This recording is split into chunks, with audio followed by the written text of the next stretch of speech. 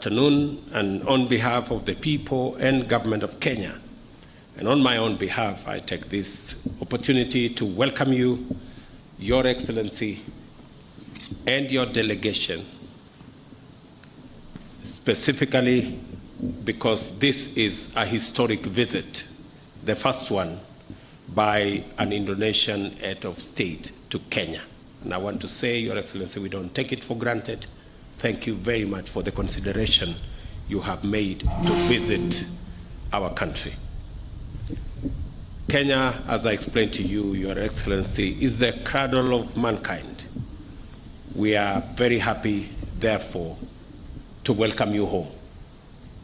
This is where humanity began, and the next time you come, Your Excellency, when you have a bit of time, we will take you to pay a visit to where your ancestors came from. This visit, Your Excellency, is also a sign of goodwill and commitment to advance and cement the close historical ties enjoyed by our two countries. President Widodo and I have had fruitful bilateral engagement during which we discussed various issues, set out priority areas of cooperation, and witnessed the signing of the memoranda that you have seen here and a letter of intent to strengthen commercial collaboration and the promotion of investment between our two countries. This visit by Your Excellency reaffirms the strong bonds of friendship between our nations and show our interest in deepening and strengthening our partnership to enable us thrive now and into the future. During our discussions, President Widodo and I seized the opportunity to share ideas about scaling up on collaboration to seize an emerging opportunity towards improving the balance of trade between our two countries. The position at the moment is that we are importing close to $500 million of products of different categories from Indonesia, and we export just under $100 million of product. That speaks two things. Number one, that we have an uneven trade imbalance, and also that the scope is not what we would expect. Both those give us the two opportunities to balance our trade, but to also scale up our trade between our two countries. The instruments that have been signed here will go a long way in providing the necessary environment for us to scale up that trade. I have also agreed with my good brother, President Widodo, and our delegations that we will be working on a preferential trade agreement between our two countries that will be concluded, as has been instructed by the President and I, in the next 90 days, so that we can provide an even clearer platform and an opportunity for private sector, public sector, and partnerships in different configurations to enhance trade between our two countries. We've also discussed trade and investment as well as collaboration in education and vaccine development. I'm happy to inform you that His Excellency President Widodo and I have witnessed this signing of memorandum here in cooperation in different areas, in energy, which will facilitate investment in energy, geothermal to be specific, transmission and distribution of the power that will be generated. There has been extensive engagements with the private sector on this subject, and it is my belief that this will yield results very shortly. We have also witnessed the signing of cooperation agreement in mining and geology, which will involve joint studies, knowledge sharing, and capacity building between our two countries. I did send already officials from our Ministry of Mining earlier last month, led by the permanent secretary from that ministry, to go and work with their Indonesian counterparts, especially on building our capacity around our geology labs and facilities and knowledge. And I am very happy that today we have finally signed the agreement, the MOU, that will make this a possibility.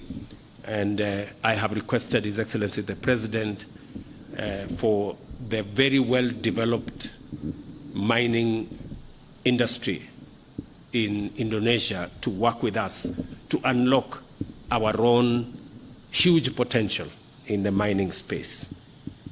Our two nations have also concluded an MOU between the Kenya Pharmacy and Poisons Board and the Indonesia Food and Drug Authority, which will facilitate the strengthening, promotion, development, and implementation of regulatory cooperation in pharmaceutical products.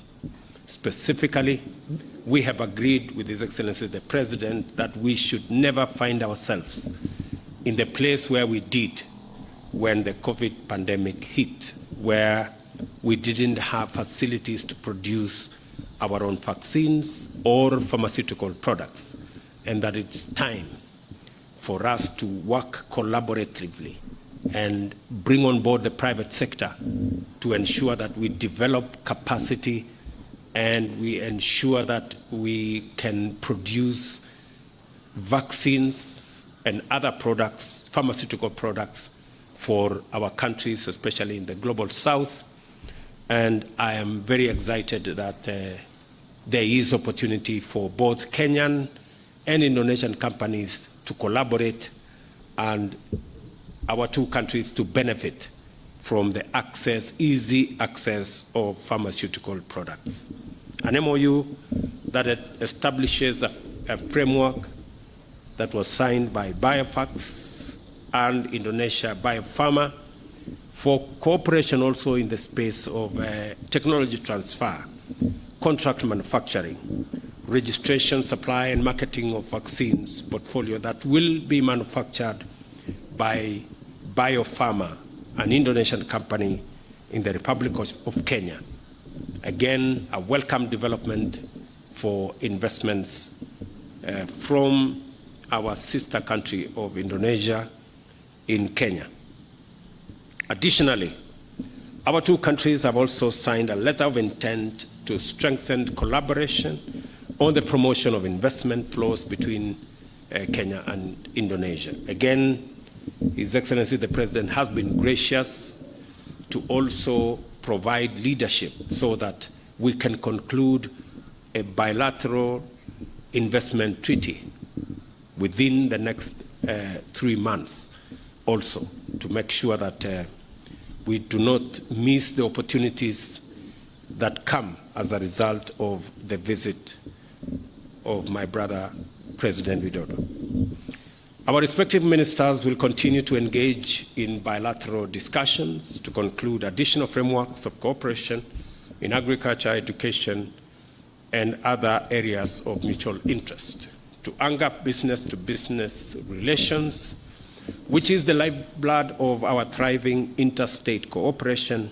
6 additional MOUs have been signed between our trade facilitation institutions during this visit in the following sectors: oil and gas, pharmaceuticals, edible oils, agriculture, including livestock, exports, and apparel production. And let me say here specifically that the great country of Indonesia expects our Kenyan livestock sector to export at least 100,000 livestock to Indonesia every year. There is opportunity for the private sector to facilitate that. And there is also opportunity for Indonesia to set up a crude refinery crude palm oil refinery in Kenya, again, to make sure that we not only facilitate palm oil from Indonesia to Kenya, but also to our region. So there are real possibilities of investments in that space, and that is why the bilateral investment treaty will be necessary to ensure that the investments both ways are protected. These value addition ventures will catapult the value of our trade relations and leverage on the comparative advantage of Kenya to access the East African and the African market, and for Indonesia, for us to also access the ASEAN market in that region. We have additionally discussed the importance of entering into a bilateral investment treaty, as I have said, that will provide a stable and predictable investment environment, which is a precondition for accelerated private sector investment. We have tasked our two joint teams to finalize these pieces of agreements. We have also, I have informed His Excellency the President that Kenya is open for business. A significant step in this direction must remain the relaxation of and progressive abolition of visa restrictions to enter or to entry between our two nations. On our part as Kenya, we have taken the decision to extend the visa-free entry not only to holders of diplomatic and service passports, but to all holders of Indonesian passports. So our friends from Indonesia can now come to Kenya visa-free. I also had the pleasure to brief His Excellency the President on the upcoming Africa Climate Summit to be held in Nairobi from the 4th to the 6th of September this year, underscoring the primacy of cooperative approaches in the search for solutions to the most pressing global challenges of our time. And I appreciate Mr. President has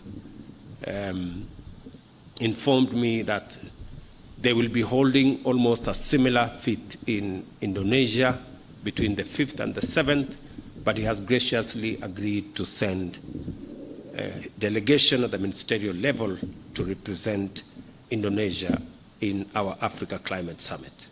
Additionally, I expressed Kenya's position on the imperative to democratize global governance and financial institutions, including the United Nations Security Council, and make it much more inclusive and reflective of the current geopolitical context and dynamics.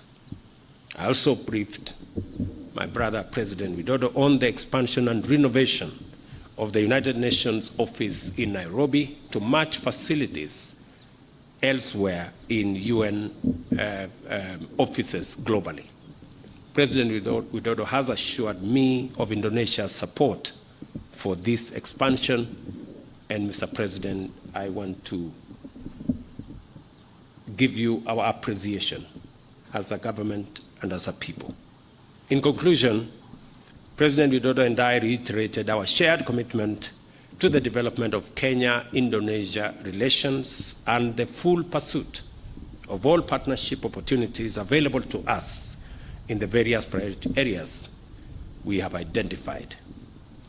And I have asked my good brother to consider another visit to Kenya.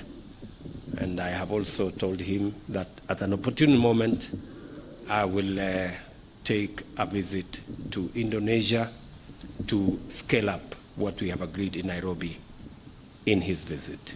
Thank you very much.